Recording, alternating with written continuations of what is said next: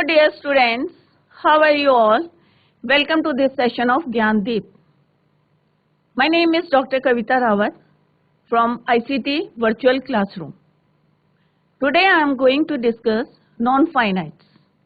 अब non-finites क्या होते हैं? ये verb होते हैं और verb जो हैं two types के होते हैं, एक finite verbs होते हैं और एक non-finite verb होते हैं. तो जो finite verbs होते हैं they change according to the subject और tenses. तो टेंसेस के अकॉर्डिंग चेंज होते हैं फाइनाइट वर्ब्स और जो नॉन फाइनाइट वर्ब होते हैं ये चेंज नहीं होते according to subject and tenses. तो आज जो है हम, क्योंकि फर्स्ट क्वेश्चन जो आता है आपका ग्रामर पोर्शन में, fill in the blanks with suitable non finites. Finite verb जो है हम जब टेंसेस पढ़ेंगे तब हम उसको कंटिन्यू करेंगे. आज जो है हम नॉन फाइनाइट वर्ब्स पढ़ेंगे, ठीक है.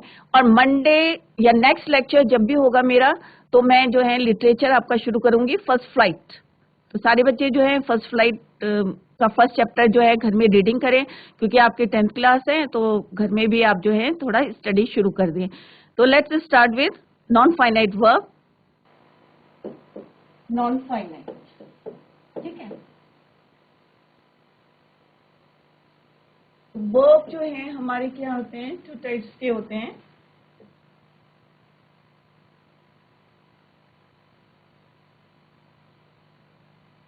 होता है नॉन फाइनाइट,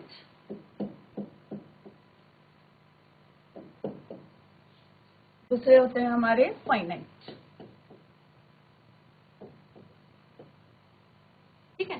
जैसे अभी मैंने आपको बताया था कि जो फाइनाइट वर्ब्स होते हैं, ठीक है, वर्ब लिख देते हैं इनके आगे, फाइनाइट वर्ब्स और नॉन फाइनाइट वर्ब्स.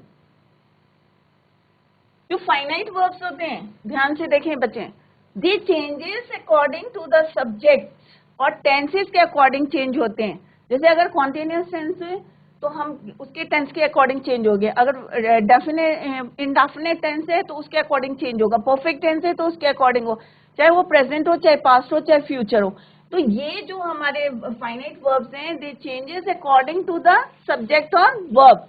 परंतु जो नॉन फाइनाइट वर्ब होते हैं ये चेंज नहीं होते अकॉर्डिंग टू द सब्जेक्ट और टेंस के अकॉर्डिंग नहीं चेंज होते हैं. No change according to the tense और सब्जेक्ट. और ये वाले जो है हमारे change according to the subject. तो ये हम जो है बाद में पढ़ेंगे. और जैसे यहाँ पे तो हम बोलेंगे टू प्ले है, जैसे टू कम, तो वर्ब की फर्स्ट फॉर्म के पहले तो उसको बोलते हैं टू इन्फिनेटिव. तो अभी हम जो है डिटेल में पढ़ेंगे. अभी फाइनाइट वर्ब जो है टेंसेस के अकॉर्डिंग चेंज होते हैं, तो ये टेंसेस में कवर हो जाएंगे.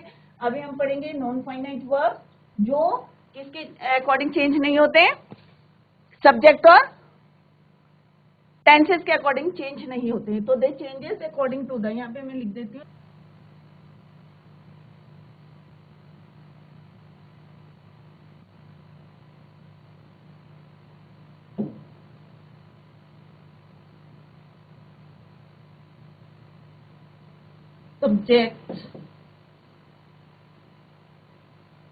सब्जेक्ट और टेंस के according.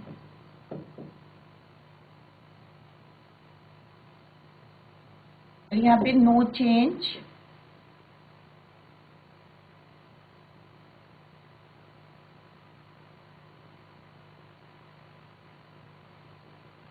No change according to subject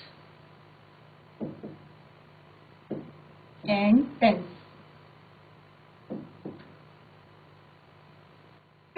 जैसे इसका एक एग्जांपल है, I want to play, she wants to play, ठीक है. अकॉर्डिंगली चेंज हो रहा है. अगर वो हम बोल रहे हैं आई, सब्जेक्ट के अकॉर्डिंग चेंज हो रहा है. अगर आई है तो वॉन्ट का है, शी वॉन्ट्स तो शी वॉन्ट्स मीन सब्जेक्ट के अकॉर्डिंग चेंज हुआ है, ठीक है दोनों प्रेजेंट इंडेफिनिट. तो सब्जेक्ट और टेंस के अकॉर्डिंग जो है ये चेंज होते हैं, change according to the subject and tense. तो ये जब हम टेंस करेंगे तब हम इसको डिटेल में पढ़ेंगे.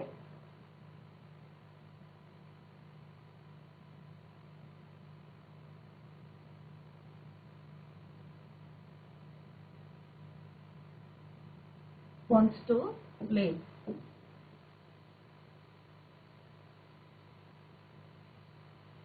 अब हम पढ़ेंगे नॉन फाइनाइट वर्ब. इनको हम पढ़ेंगे जब हम टेंसेस पढ़ेंगे. अभी हम पढ़ेंगे non finite verbs in detail.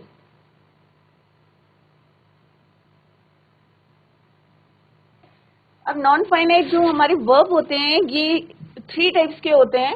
एक होता है इन्फिनेटिव, सेकंड होता है gerund और थर्ड होता है हमारा participle.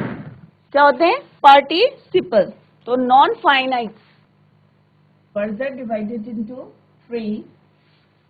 First one is your infinitive,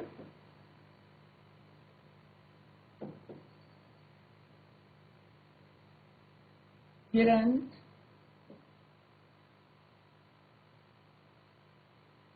participle.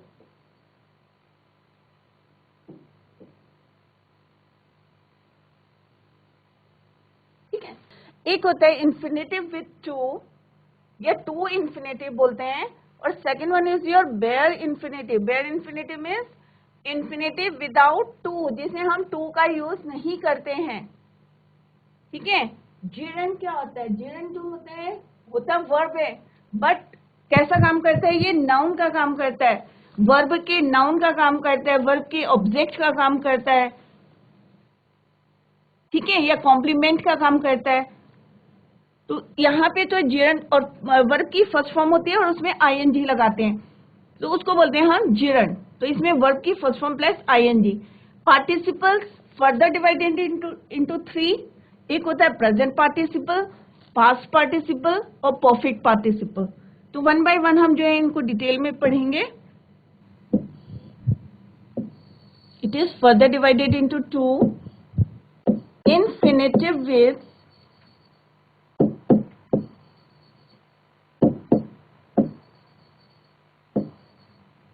To और टू इन्फिनेटिव।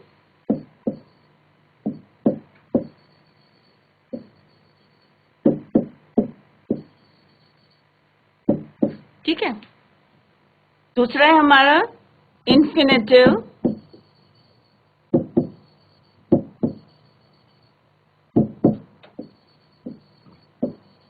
विदाउट टू और बेयर इन्फिनेटिव।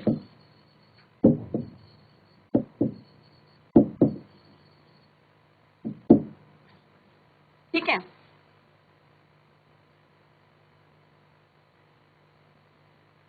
gerund में हम क्या करते हैं? इसमें क्या होता है? जैसे अभी मैंने बताया था, subject of the verb, object of the verb. तो यहाँ पे आता है हमारा वर्ब की फर्स्ट फॉर्म प्लस ing। तो जब हम gerund पढ़ेंगे तब बताऊंगी कि किस तरह से वर्ब के सब्जेक्ट की तरह वर्क करता है, ऑब्जेक्ट की तरह वर्क करता है, या कॉम्प्लीमेंट की तरह करता है, या प्रपोजिशन के ऑब्जेक्ट की तरह वर्क करता है। तो अभी हम डिटेल में इसको पढ़ेंगे। Participle is further divided into 3। First one is present participle, past participle. Third one is your perfect.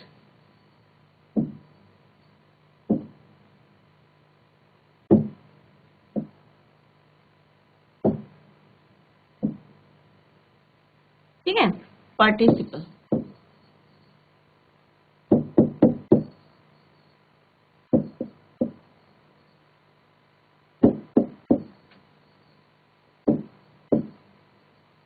Participle वैसे तो ऑब्वियस है कि पार्टिसिपल्स को हमने डिवाइड किया है, तो इट इज ऑलरेडी क्या है? प्रेजेंट पार्टिसिपल, पास्ट पार्टिसिपल और परफेक्ट पार्टिसिपल। ठीक है। अब प्रेजेंट पार्टिसिपल में क्या होता है? वर्ब की फर्स्ट फॉर्म प्लस ing।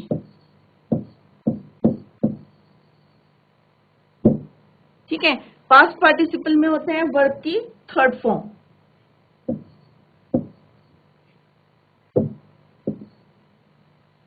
जो हमारा परफेक्ट पार्टिसिपल है, इसको हम फर्दर डिवाइड करते हैं टू में। एक को एक्टिव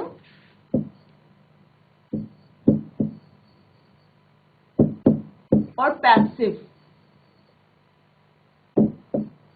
ठीक है। एक्टिव में क्या होता है? हमारा हैविंग के साथ third form of the verb, और यहां पे आएगा हैविंग बीन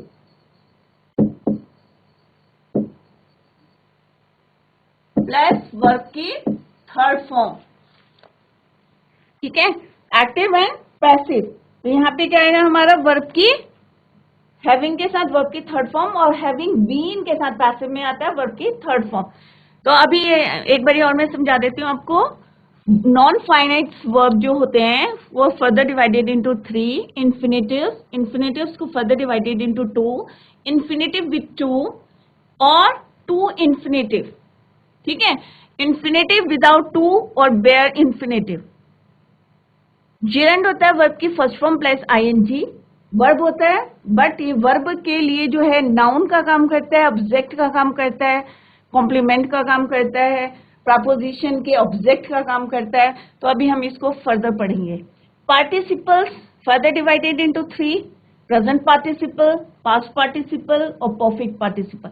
जो प्रेजेंट पार्टिसिपल है उसमें सेम जो है वर्ब की फर्स्ट फॉर्म, परंतु डिफरेंस क्या है, ये वर्ब के लिए काम कर रहा है यहाँ पे। ठीक है, यहाँ पे ये एज अ वर्ब काम करता है। डिफरेंस है ये दोनों में, बच्चे हमेशा कंफ्यूज करते हैं। ठीक है, ये वर्ब के लिए जो है सब्जेक्ट का काम करेगा, नाउन का काम कर रहा है, ऑब्जेक्ट का काम कर रहा है। ठीक है, पास्ट पार्टिसिपल में हम वर्ब की थर्ड फॉर्म यूज करते हैं, और परफेक्ट पार्टिसिपल में हम पैसिव हैविंग बीन के साथ वर्ब की थर्ड फॉर्म यूज करते हैं। आई थिंक आप लोगों को ये क्लियर हो गया होगा। अब हम वन बाय वन जो है इसको डिटेल में पढ़ेंगे।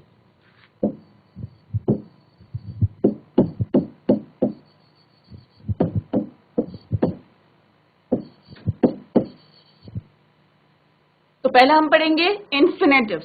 क्या पढ़ेंगे हम, इन्फिनेटिव।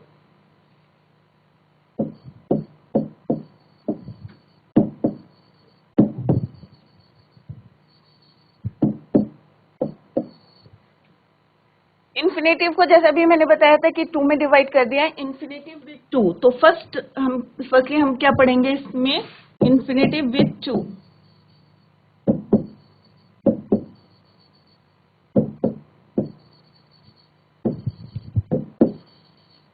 और इसको क्या बोलते हैं, 2 इन्फिनेटिव। क्या बोलते हैं इसको, 2 इन्फिनेटिव। तो इसको हम कहाँ यूज करते हैं, use to before the base form, first form के पहले यूज करते हैं, use to before the base form of the verb. तो इसका मतलब क्या है कि हम कैसे यूज करेंगे इसे, टू प्लस वर्ब की फर्स्ट फॉर्म। ठीक है, अगर ये बेयर इन्फिनेटिव होता है तो हम यूज नहीं करेंगे, without to, that is your without to. जैसे for example, allow me to go home, allow me to go home.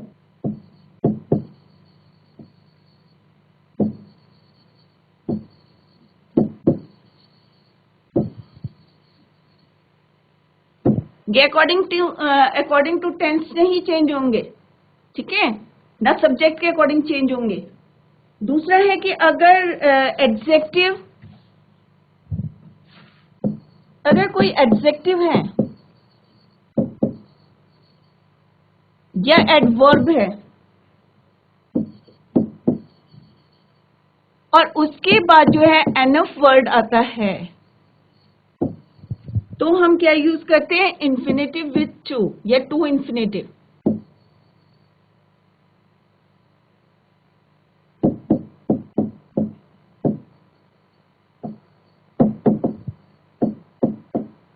For example, ठीक है, अगर कोई एडजेक्टिव, कोई सेंटेंस है, उसमें क्या, if there is an adjective और एडवर्ब, या कोई भी एडजेक्टिव आता है या एडवर्ब आता है और उसके बाद एनफ वर्ड आता है, तो आपको अगर ये रूल याद है तो एकदम से जो है उसमें इन्फिनेटिव 2 को हम यूज करेंगे।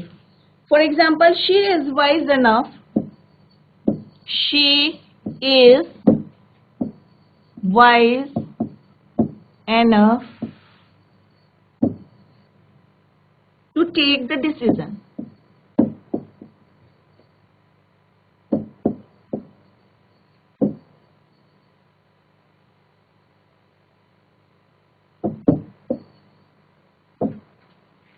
ठीक है, तो यहाँ पे क्या है, enough, wise enough to take the decision। तो हमने क्या लिया यहाँ पे, इन्फिनेटिव 2 को हमने यहाँ पे यूज करा।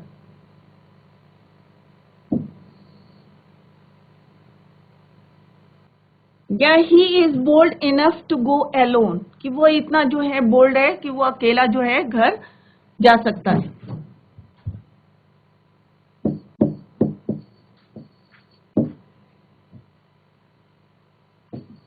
ही is bold enough to go home.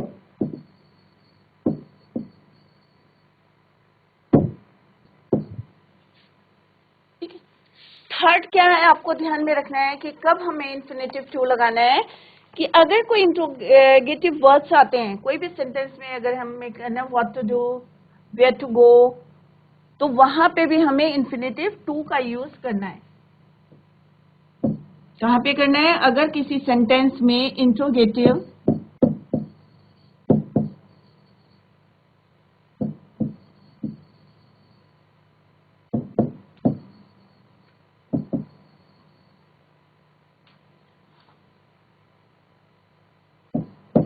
Plus infinitive to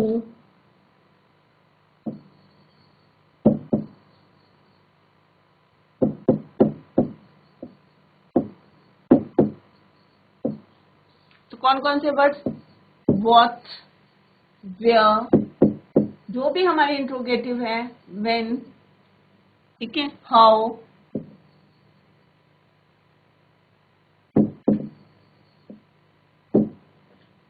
for example he does not know, उसे नहीं पता, he does not know what to do. ठीक है, तो यहाँ पे व्हाट क्या हमारे इंट्रोगेटिव वर्ड है। ठीक है, तो कोई भी इंट्रोगेटिव वर्ड्स आते हैं, शब्द आते हैं, तो हम क्या करेंगे वहां पे इन्फिनेटिव विद टू को हम यूज करेंगे। ठीक है, या I am living sorry I am learning how to play, कि मैं सीख रहा हूं कि कैसे खेलना है। आई एम लर्निंग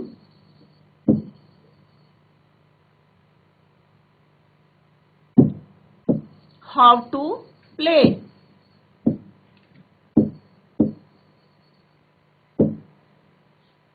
ठीक है, no one knows where to go, he does not know, he doesn't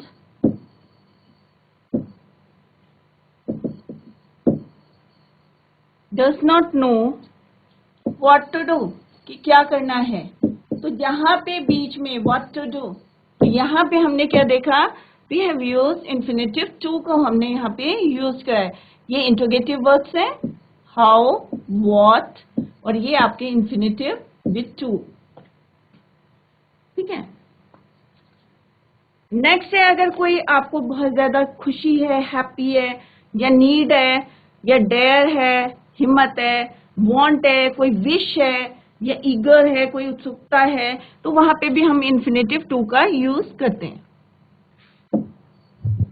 तो फोर्थ पॉइंट क्या है कि अगर कोई जहां पे हमें कोई हैप्पीनेस हो रही है, खुशी हो रही है, या नीड है, या कोई विश है,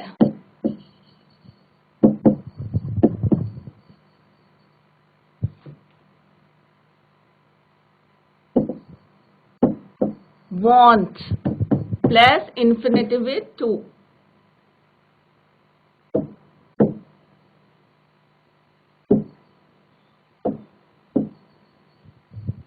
infinitive with to।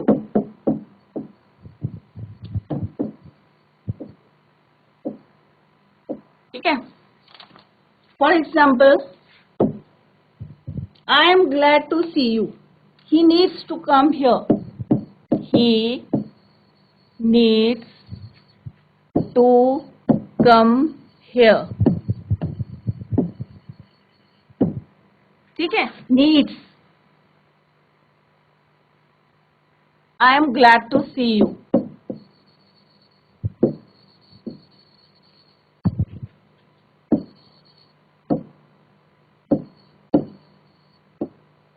तो वहां पे भी जो है हम क्या लगाते हैं? इन्फिनेटिव टू का यूज करते हैं।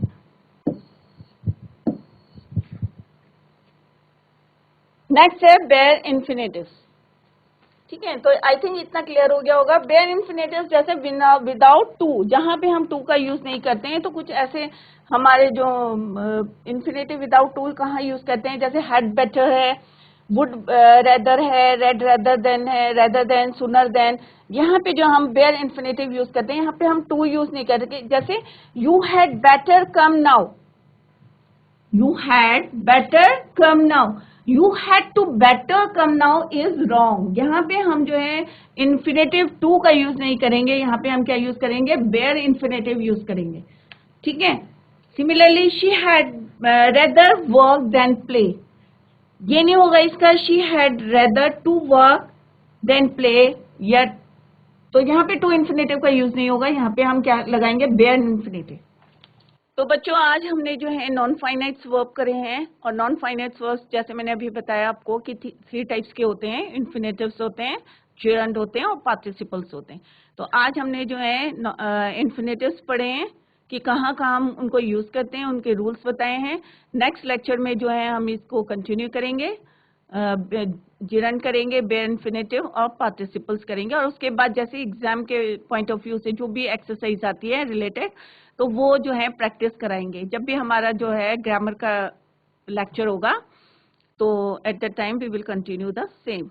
So that's all for today. Thank you so much. Bye. Take care. Have a nice day.